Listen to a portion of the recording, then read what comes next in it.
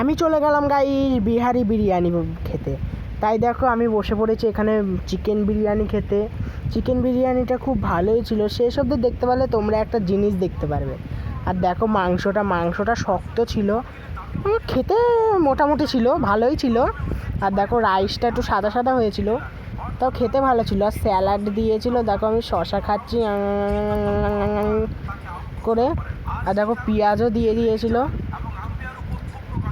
আর আলুটা দেখো কি সুন্দর নরম জুসি হয়েছিল, আমার খুব ভালোই লাগলো আলু দিয়ে খেতে বিরিয়ানিটা।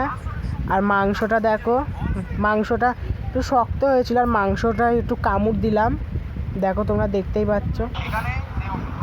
আর গাইস দেখো ওই যে এদিকে আবার মাংস খেলাম, হাড়গুলো দুটো ফেলে দেখলাম।